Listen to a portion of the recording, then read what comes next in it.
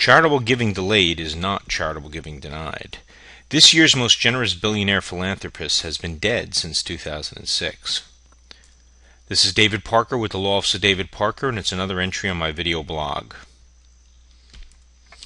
To receive top honors in the Chronicle of Philanthropy's list of America's 50 most generous donors is an impressive achievement, and it's even more impressive to do this from 5 years beyond the grave.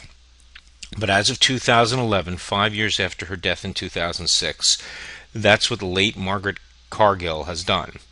A recent article in Forbes describes what happened.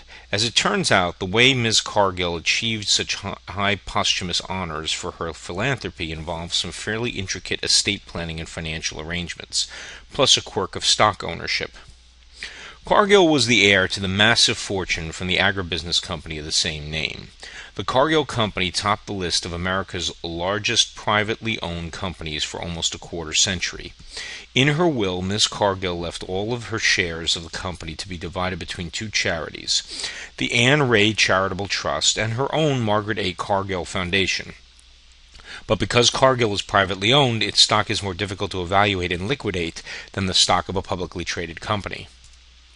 For that reason, the beneficiaries didn't receive the value of this stock until Cargill sold its shares in another company, which gave the Charitable Trust and the Charitable Foundation the opportunity to exchange their shares of Cargill stock for those of the other company, which could be traded on the stock exchange. This exchange netted the two charitable organizations the combined sum of $6 billion, and won Ms. Cargill her top billing as 2011's most generous philanthropist.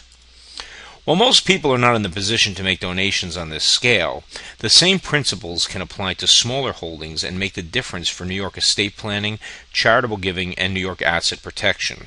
A bequest that takes the form of shares of privately owned company can be difficult to realize in monetary terms, nor do all beneficiaries have the time and resources to make the most of such a gift as Ms. Cargill's two charitable beneficiaries did.